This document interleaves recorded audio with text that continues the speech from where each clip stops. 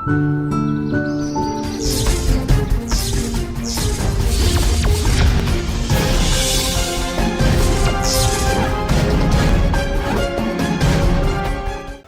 to Sham Institute Current Affairs. So from October 18 to 25. So మనకు PTI press trust of India అని అంటాం. దానికి చైర్మన్గా ఈ దినమలార్ అనే పత్రికకు సంబంధించిన అధిపతి పీటీఐ డైరెక్టర్గా ఎన్నిక కావడం జరిగింది. వైస్ చైర్మన్ అంత ఇంపార్టెంట్ ఏం కాదు, ఆయన కేఎన్ శాంతకుమార్. సో మనకు పీటీఐ అనే దాన్ని ఆగస్టు 27, 1947లో స్టార్ట్ చేయడం జరిగింది. దీని యొక్క హెడ్ క్వార్టర్ మనకు న్యూఢిల్లీలో ఉంటుంది. సో లలిత్ బాసిన్, ఈయన ఇండియన్ ఛాంబర్ ఆఫ్ కామర్స్ అంటాం, ఐఏసిసి, దాని యొక్క జాతీయ అధ్యక్షుడిగా ఎన్నిక కావడం జరిగింది. ఆయన ప్రముఖ న్యాయవాది. సో ప్రస్తుతం ఆయన ఐఏసిసికి ఎగ్జిక్యూటివ్ వైస్ ప్రెసిడెంట్గా ఉన్నారు, ఇప్పుడు అధ్యక్షుడిగా నియమితులు కావడం జరిగింది. ఈ ఐఏసిసి అనేది 1968 అక్టోబర్లో ఏర్పాటు కావడం జరిగింది. దీని హెడ్ క్వార్టర్ మనకు ముంబైలో ఉంటుంది.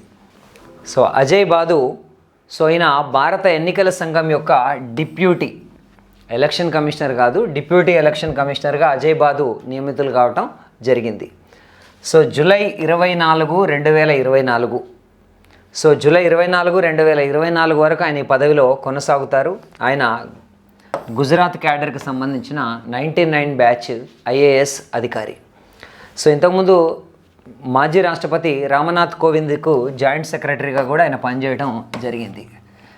సో ఇక మిగిలినవి రొటీన్ క్వశ్చన్స్. భారత ఎన్నికల సంఘం అనేది 1950 జనవరి 25న ప్రారంభమైంది. దాని హెడ్ క్వార్టర్ న్యూఢిల్లీలో ఉంది. ప్రస్తుతం ప్రధాన ఎన్నికల కమిషనర్గా రాజీవ్ కుమార్ వ్యవహరిస్తున్నారు. సో సిఆర్పిఎఫ్ యొక్క డైరెక్టర్ జనరల్గా సుజయ్ లాల్ తోసెన్ నియమితులు కావటం జరిగింది. సో గతంలో ఉన్న కుల్దీప్ సింగ్ స్థానంలో ఈయన నియమించారు. ఈ సుజయ్ లాల్ తోసెన్ మధ్యప్రదేశ్కు సంబంధించిన 1988 బ్యాచ్ ఐఎఫ్ఎస్ అధికారి. ఈ పదవిలోకి వచ్చేంత వరకు ఆయన ఎస్ఎస్బి, సో సశస్త్ర సీమా బల్కి డైరెక్టర్ జనరల్గా విధులు నిర్వర్తించడం జరిగింది.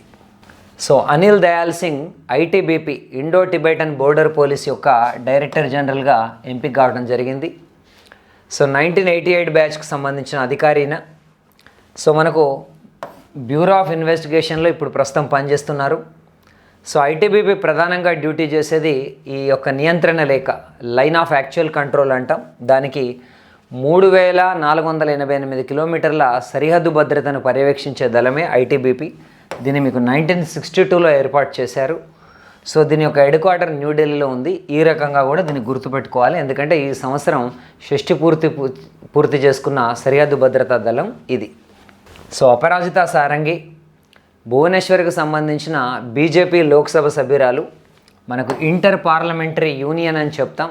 ఆ ఇంటర్ పార్లమెంట్ యూనియన్ యొక్క ఎగ్జిక్యూటివ్ సభ్యురాలుగా రువాండా రాజధాని కిగాలి, ఈ కిగాలిలో జరిగిన ఎన్నికల్లో ఆమె గెలుపొందడం జరిగింది.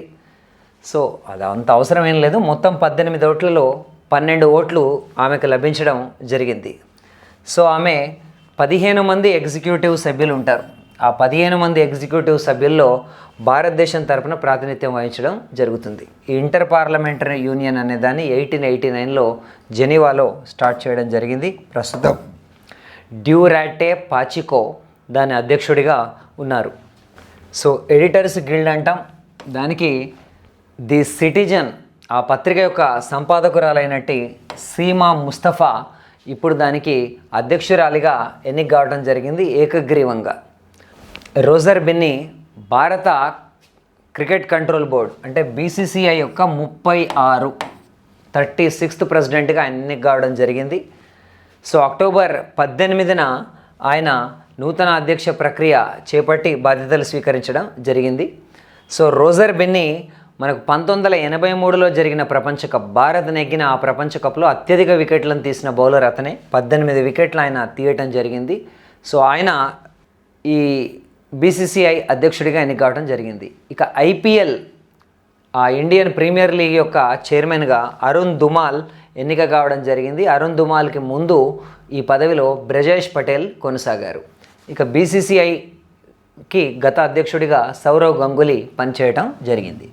సో ఆదర్శ్ స్వైకా కువైట్లో భారత రాయబారిగా నియమితులైన వ్యక్తి ఆదర్శ్ స్వైకా.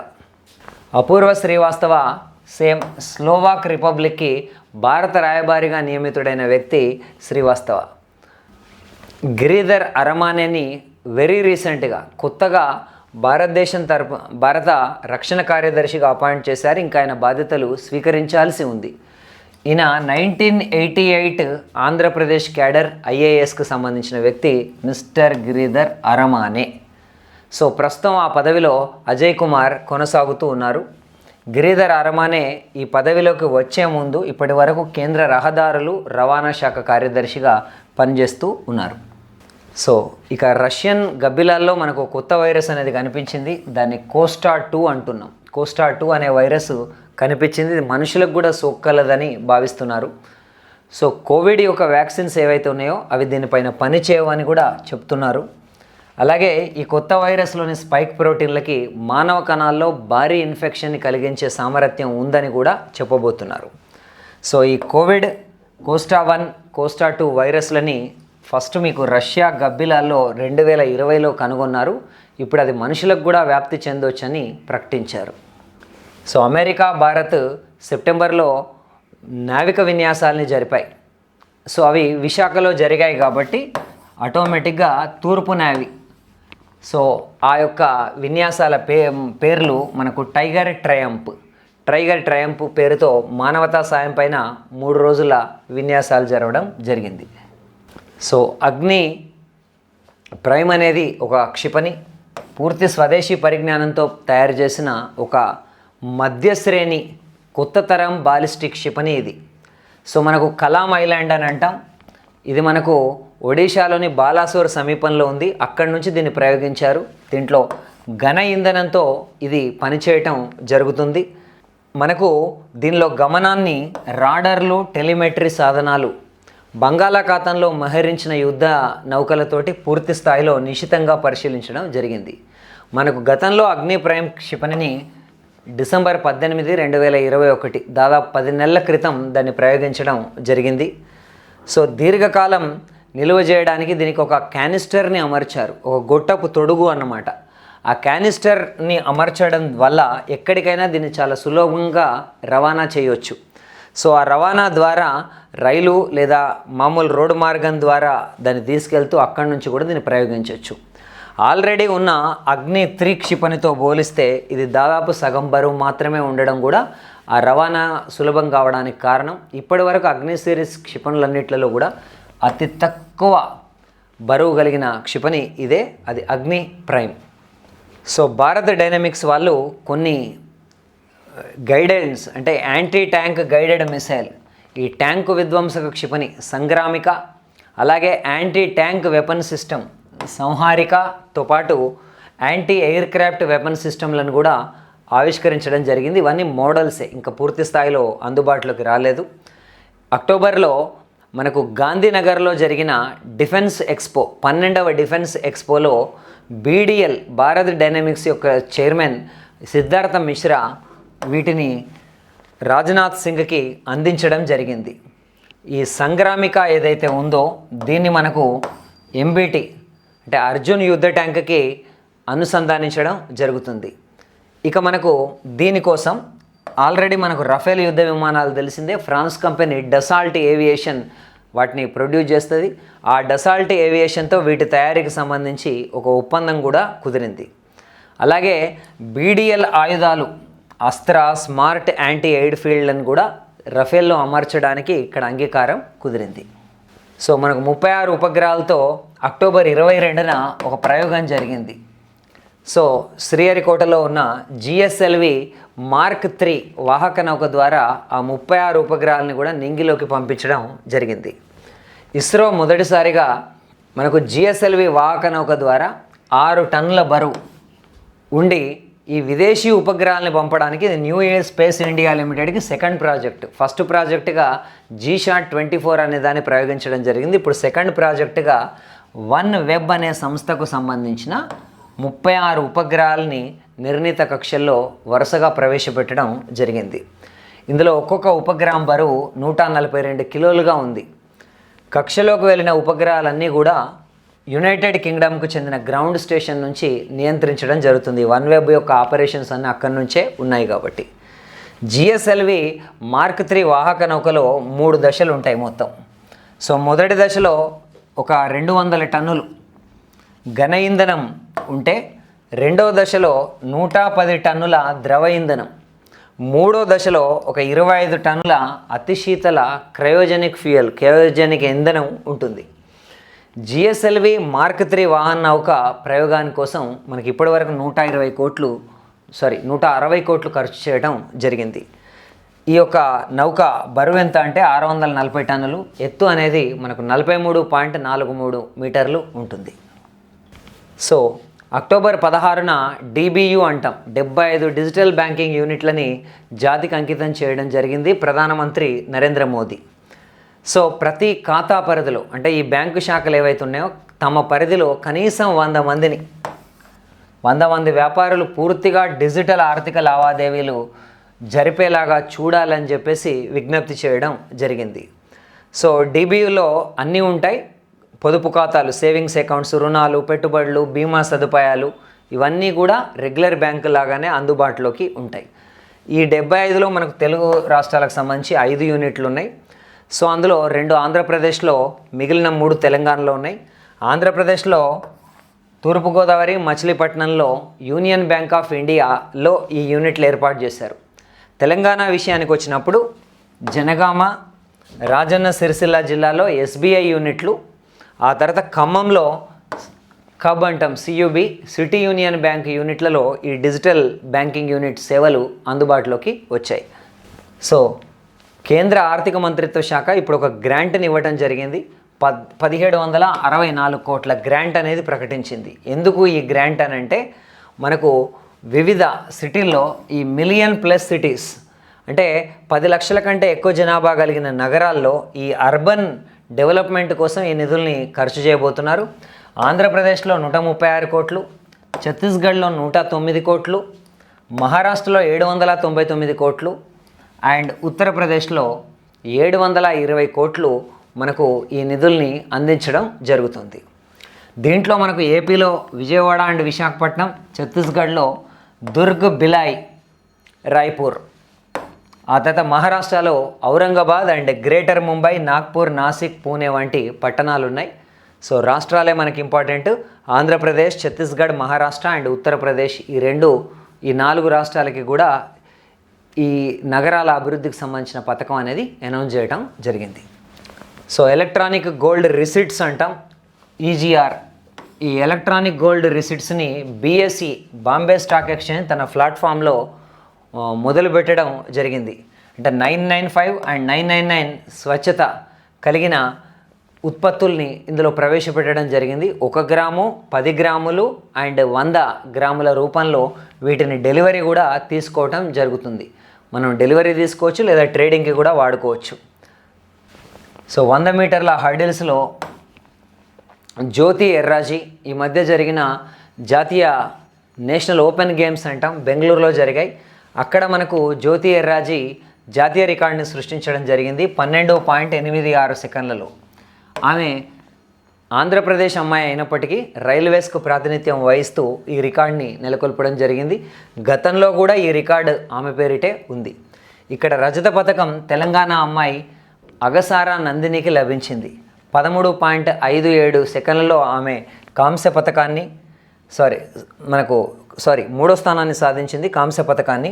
అలాగే జార్ఖండ్కి సంబంధించిన స్వప్న అనే అమ్మాయి రజత పథకాన్ని సాధించడం జరిగింది. సో 400 T20 మ్యాచ్లు ఆడిన మొట్టమొదటి భారతీయుడిగా రోహిత్ శర్మ రికార్డు నెలకొల్పడం జరిగింది. సో ఈ జాబితాలో దినేష్ కార్తిక్ 2వ స్థానంలో ఉన్నారు. అన్ని అంతర్జాతీయ, జాతీయ అన్ని రకాల మ్యాచ్లు కలిపి ఇది. సో ఈ జాబితాలో మనకు టాప్ పొజిషన్లో ఉన్న వ్యక్తి ఎవరంటే కిరాన్ పోలార్డ్. 614 మ్యాచ్లతో ఈ వెస్టిండీస్ ఆటగాడు నెంబర్ 1గా ఉంటే, వెస్టిండీస్కే చెందిన డ్వేన్ బ్రావో 556 మ్యాచ్లతో 2వ స్థానంలో ఉండడం జరుగుతుంది.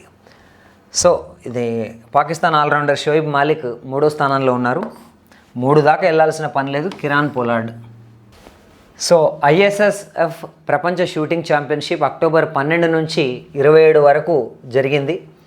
సో దీంట్లో తెలంగాణ అమ్మాయి ఈషా సింగ్, ఆమెకు 3 విభాగాల్లో 3 బంగారు పతకాలు లభించాయి. ఆ తర్వాత 100 మీటర్ల అంటే పురుషుల 10 మీటర్ ఎయిర్ రైఫిల్ ఈవెంట్లో రుద్రాంక్ష్ పాటిల్ అని చెప్తాం, ఆయన గోల్డ్ పతకాన్ని సాధించడం జరిగింది. అభినవ్ బింద్రా తర్వాత 10 మీటర్ ఎయిర్ రైఫిల్లో స్వర్ణాన్ని సాధించిన రెండవ భారతీయుడిగా ఆయన నిలవటం జరిగింది. ఈ ప్రదర్శన ద్వారా ఆయన 2024 ప్యారిస్ ఒలింపిక్స్కి అర్హత కూడా సాధించారు. ఇక సమీర్ గులియా, ఈయన 2 రజతాలు 2 కాంస్య పతకాలు భారత్ తరపున సాధించారు. మొత్తం 4 పతకాలు ఆయనకు లభించాయి. ఈ టోర్నమెంట్లో చైనా 58 పతకాలతో అగ్రస్థానంలో ఉంటే 28 స్వర్ణాలు 15 రజతాలు 15 కాంస్యాలతోటి చైనా అగ్రస్థానంలో నిలిచింది. ఇండియా 35 పతకాలు సాధించింది. ఇందులో 12 స్వర్ణాలు 10 రజతాలు అండ్ 13 కాంస్యాలు ఇందులో ఉన్నాయి. నార్వే 3వ స్థానాన్ని పొందింది. సో అండర్ 23 ప్రపంచ రెజ్లింగ్ ఛాంపియన్షిప్ అనేది మనకు పోంటేవ్డ్రాలో జరిగింది. పోంటేవ్డ్రా అనే ప్లేస్ ఏదైతే ఉందో అది మనకు స్పెయిన్లో ఉంది. ఈ ఛాంపియన్షిప్ చరిత్రలో మొట్టమొదటిసారిగా అండర్ 23 విభాగంలో అమన్ సెహరావత్ అనే వ్యక్తి భారతదేశం తరపున మొట్టమొదటి స్వర్ణాన్ని గెలవటం జరిగింది. 57 కేజీల విభాగంలో జరిగిన ఫైనల్లో ఆయన టర్కీకి సంబంధించిన అహ్మద్ డుమాన్ని ఓడించి ఈ టైటిల్ని గెలుచుకోవడం జరిగింది. అంటే ఇది చివరిలో జరిగింది. దీనికన్నా ముందే మనకు కాంస్య పతక పోరులో సాజన్ బన్వాలా గెలిచి అక్కడ ముందు కాంస్యం గెలిచిన వ్యక్తి అయ్యాడు. దాన్ని మించిన స్వర్ణం మనకి ఈ ఖాతాలో యాడ్ కావటం జరిగింది.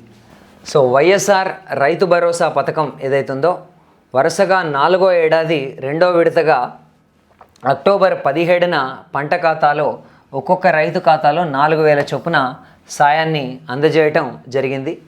సో ఆంధ్రప్రదేశ్లో ఇప్పటివరకు 50.92 లక్షల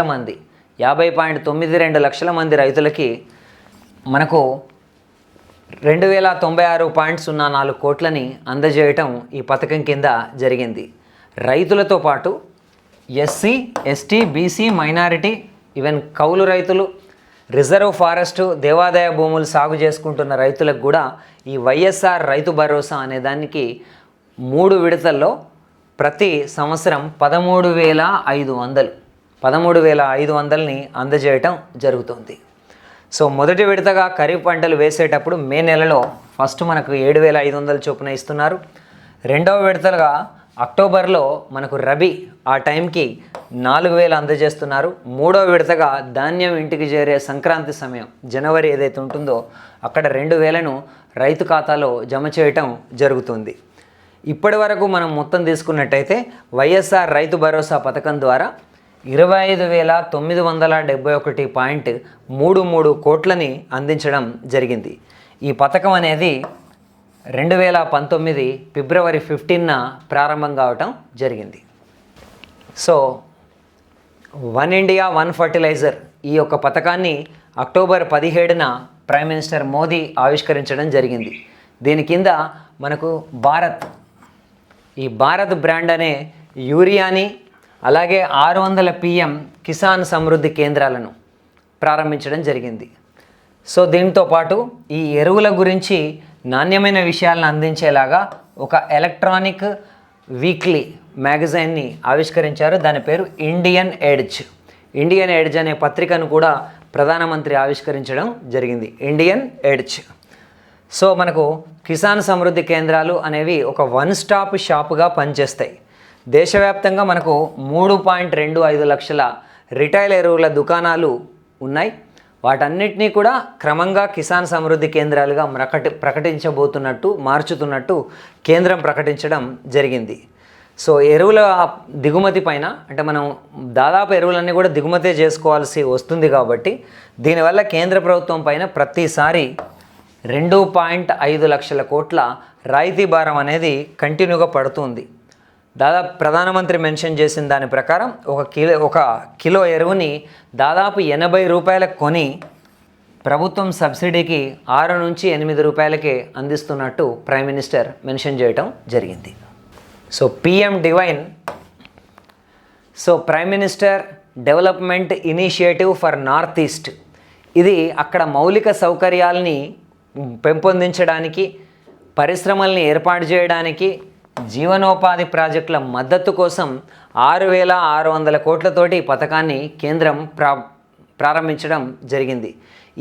ఈ పథకం అనేది పిఎం గతిశక్తి యోజనలో ఒక భాగంగా కొనసాగుతూ ఉంటుంది.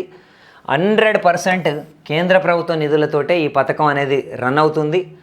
అలాగే ఈశాన్య ప్రాంత అభివృద్ధి మంత్రిత్వ శాఖ దీనికి సంబంధించిన కార్యక్రమాలన్నింటినీ కూడా చేపట్టడం జరుగుతుంది. ఇక ఈ ఇన్ఫ్రా ప్రాజెక్టులను డెవలప్మెంట్ చేయటం, దీని కారణంగా యువత మహిళలకి ఎంప్లాయ్మెంట్ని కల్పించడం ఈ పథకం యొక్క ప్రధాన ఉద్దేశం.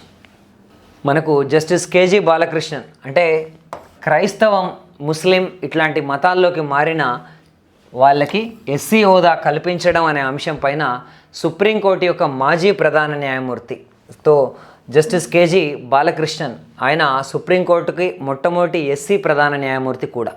ఆయన నేతృత్వంలో కమిషన్ని కేంద్ర ప్రభుత్వం ఏర్పాటు చేయడం జరిగింది. ఈ కమిషన్లో సభ్యులుగా హిమాచల్ ప్రదేశ్ యొక్క retired IAS mister Ravindra Kumar Jain and UGC సభ్యురాలుగా ఉన్న సుష్మా యాదవ్, వీళ్ళని కూడా గవర్నమెంట్ నియమించడం జరిగింది.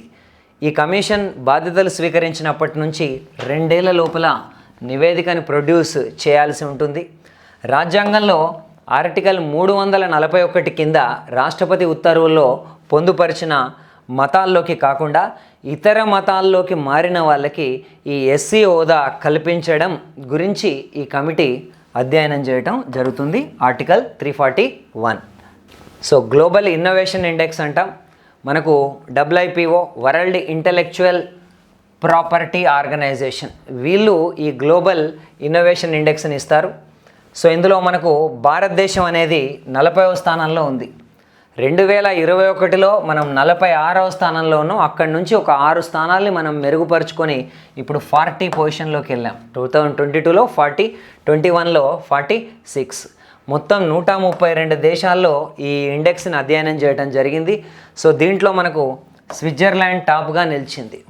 ఆ తర్వాత అమెరికా, స్విట్జర్లాండ్, USA, స్వీడన్ మొదటి 3 స్థానాల్లో నిలిచాయి. బ్రిటన్ 4వ స్థానంలో, నెదర్లాండ్స్ 5వ స్థానంలో నిలిచాయి. సో ప్రపంచ ఈ WIPO ఏదైతే ఉందో అది 1967 జూలై 14న దాన్ని స్థాపించడం జరిగింది జెనీవాలో. 1967 జూలై 14న UNIPO.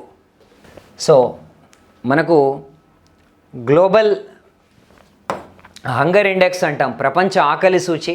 దీన్ని 2 సంస్థలు, కన్సర్న్ వరల్డ్ వైడ్ అనే ఒక సంస్థ, ఆ తర్వాత జర్మనీకి చెందిన హెల్త్ లైఫ్ హంగర్ అనే మరో సంస్థ ఈ యొక్క నివేదికను ప్రకటించడం జరిగింది. దీంట్లో మనకు మొట్టమొదటిసారిగా దాదాపుగా 17 దేశాలు ఆకలి రహిత దేశాలుగా ప్రకటించబడ్డాయి. ఆ 17 దేశాల్లో ఆసియా నుంచి మనకు చైనా, తర్వాత కువైట్ లాంటి దేశాలు అందులో మెన్షన్ కావటం జరిగింది.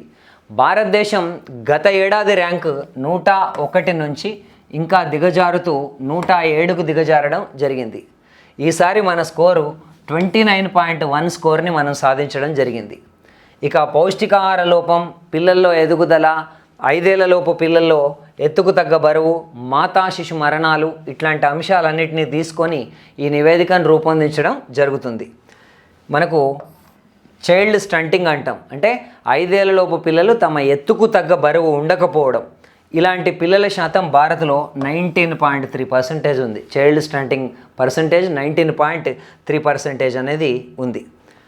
సో ఈ నివేదికలో మన పొరుగు దేశాలైన శ్రీలంక 64వ స్థానంలో, పాకిస్తాన్ 99వ స్థానంలో, నేపాల్ 81వ స్థానంలో, బంగ్లాదేశ్ 84లో ఉంది. మనకంటే వరస్ట్గా ఉన్న ఒకే ఒక్క మన పొరుగు దేశం ఆఫ్ఘనిస్తాన్, అది 109వ స్థానంలో ఉంది. ఇక 2018 నుంచి 2020 మధ్యలో దేశంలో పోషకాహార లోపం అప్పుడు 14.6% ఉంటే తదుపరి సంవత్సరం 2019 నుంచి 2021కి వచ్చేసరికి ఈ శాతం 16.3%కి పెరిగింది. ఇది కనుక మనం సంఖ్యలో చెప్పాలంటే దాదాపు 22.2 కోట్ల మంది ఈ పోషకాహార లోపాన్ని ఎదుర్కోవటం జరుగుతుంది. So time higher education ranks అనేవి 2023 ర్యాంక్స్ ఇవ్వటం జరిగింది. ఇందులో మనకు ఆక్స్ఫర్డ్ యూనివర్సిటీ మొట్టమొదటి స్థానంలో ఉంది యునైటెడ్ కింగ్డమ్, రెండవ స్థానంలో హార్వర్డ్ యూనివర్సిటీ ఉంది, మూడవ స్థానంలో కేంబ్రిడ్జ్ యూనివర్సిటీ యునైటెడ్ కింగ్డమ్ ఉంది. భారతదేశానికి సంబంధించి చూసినప్పుడు భారతదేశంలో అగ్రస్థానం ఐఐఎస్సి బెంగళూరు పొందింది. ఇది 251 నుంచి 300 మధ్య ర్యాంకులు ఉన్న చోట ఇది ఉంది. మొత్తం టాప్ 600 కనుక తీసుకుంటే భారత్ నుండి కేవలం 9 విద్యా సంస్థలు మాత్రమే ఇందులో స్థానం పొందాయి. సో వాటిలో అవి పెద్దగా అంత అవసరమేమి ఉండకపోవచ్చు. మనం IIT Bombay, IIT Delhi, IIT Kanpur, IIT Kharagpur, IIT Madras, IIT రూర్కీలు వరుసగా ఈ యొక్క పోటీని, ఈ కాన్సెప్ట్ని బహిష్కరించడం జరిగింది. అందువల్ల కూడా మన యొక్క ర్యాంక్స్ ఇందులో తగ్గాయని మనం భావించవచ్చు. భారత్ నుంచి 75 విద్యా సంస్థలు ఓవరాల్గా ఈ యొక్క టైమ్ హయ్యర్ ఎడ్యుకేషన్, టీహెచ్ఈ అంటే టైమ్ హయ్యర్ ఎడ్యుకేషన్, దాంట్లో స్థానాలు పొందాయి. 2020లో ఈ సంఖ్య 56గా ఉంటే 2017లో 31గా ఉంది. తమిళనాడు ముఖ్యమంత్రి అంటే మాజీ ముఖ్యమంత్రి జయలలిత మరణానికి సంబంధించి, ఆమెకు అందిన వైద్యానికి సంబంధించి అక్కడి రాష్ట్ర ప్రభుత్వం ఇప్పుడు ఒక కమిషన్ని నియమించడం జరిగింది ఆల్రెడీ. ఆ కమిషన్ అర్ముగస్వామి కమిషన్ అంటున్నాం. అది మనకు అక్టోబర్ 18న తన నివేదికని సమర్పించడం జరిగింది. సరే, ఇక మిగిలింది మనకు అవసరం ఉండదు. జయలలితకు సంబంధించిన వైద్యం విషయంలో మొత్తం 8 మంది పైన కమిషన్ అభియోగాలు నెలకొల్పడం జరిగింది. So global multi dimensional poverty index అని అంటాం. సో మనకు యుఎన్డిపి వాళ్ళు, United Nations development programme and Oxford poverty and human development initiative, Oxford poverty and human development initiative, ఈ ఇద్దరు కూడా గ్లోబల్ మల్టీ డైమెన్షనల్ పావర్టీ ఇండెక్స్ని రూపొందిస్తారు. వాళ్ళు ఇచ్చిన ప్రకారం మనకు 2005 నుంచి 16 మధ్య 27.5 కోట్లు, 2015 నుంచి 2021 మధ్య 14 కోట్ల పేదరికం భారతదేశంలో తగ్గిందని అంచనా. ఆ మొత్తాన్ని కలుపుకుంటే ఈ 2005 నుంచి 2021 మధ్య 41.5 కోట్ల మేర పేదరికం తగ్గిందని ఈ రిపోర్ట్ చెప్పడం జరిగింది. అయితే ఇప్పటికీ కూడా ఇంత తగ్గినప్పటికీ కూడా భారత్ ప్రపంచంలో అత్యధిక పేద పిల్లలు ఉన్న దేశంగా కొనసాగుతుందని వీళ్ళు స్పష్టం చేశారు. ఇక్కడ గమనించాల్సిన విషయం ఏంటంటే భారతదేశం యొక్క జనాభా అధికం కాబట్టి పర్సంటేజ్లోనే తీసుకోవాలి. జనాభా పరంగా తీసుకున్నప్పుడు భారత్ ఎక్కువగానే ఉన్నట్టు మనకు కనిపిస్తుంది. దీని ప్రకారం దేశంలో 9.7 కోట్ల మంది చిన్నారులు పేదరికంలో ఉన్నారని వివరించడం జరిగింది. భారత్లో ఈ 0 నుంచి 17 ఏళ్ల మధ్య ఉన్న చిన్నారుల్లో 21.8% పిల్లలు పేదరికాన్ని అనుభవిస్తున్నట్టు నివేదిక పేర్కొంది. సో మనకు commitment to reducing inequality index, దీంట్లో భారతదేశం యొక్క స్థానం 1, 2, 3, 1, 2, 3 అలా గుర్తుపెట్టుకున్న చాలు కంటిన్యూగా. సో మనకు లాస్ట్ ఇయర్ 2020లో మన ర్యాంక్ 129లో ఉండగా 2022లో మనం ఒక 6 స్థానాలు మెరుగుపడ్డాం. ఇంతకుముందు 129 అయితే ఇప్పుడు మనం 123కి వచ్చాం. ఈ జాబితాలో ఎప్పట్లాగే నార్వే అగ్రస్థానంలో ఉంది. ఆ తర్వాత జర్మనీ, ఆస్ట్రేలియా తదుపరి స్థానాల్లో ఉన్నాయి. నార్వే, జర్మనీ, ఆస్ట్రేలియా అనేటివి టాప్ 3 పొజిషన్లో ఉన్నాయి. Oxfam international and development finance international, Oxfam international and development finance international ఈ నివేదికని రూపొందిస్తాయి. ఆరోగ్యం, విద్య, సామాజిక రక్షణ, పన్నులు మరియు కార్మిక హక్కులు, ప్రభుత్వాల పనితీరు ఇట్లాంటి అన్నింటినీ కూడా ఎవాల్యుయేట్ చేసి ఈ రిపోర్ట్ని ఇవ్వటం జరుగుతుంది. సో ఎడెల్గివ్ హురున్ ఇండియా దాతృత్వ జాబితా అంటాం. అంటే ఫిలాంథ్రఫీ అన్నమాట. భారతదేశం నుంచి ఎక్కువ దాతృత్వం కలిగిన వ్యక్తులు అనే దానికి వచ్చినప్పుడు మనకు శివనాడర్, ఆయన టాప్ పొజిషన్లో ఉన్నారు. 1161 కోట్లు దానం చేసి హెచ్సిఎల్ టెక్ అనే సంస్థకి ఆయన వ్యవస్థాపకుడు. ఇప్పుడు ఆయన కూతురు రోష్ని నాడర్ ఆ కంపెనీకి అధిపతిగా వ్యవహరిస్తున్నారు. సెకండ్ పొజిషన్లో మనకు విప్రో ప్రేమ్జీ కొనసాగుతున్నారు 484 కోట్లతోటి. మూడో స్థానంలో ముఖేష్ అంబానీ కొనసాగుతూ ఉన్నారు. అది ఎడెల్గివ్ యొక్క దాతృత్వ సూచిలో విషయాలు. Thank you friends, all the best.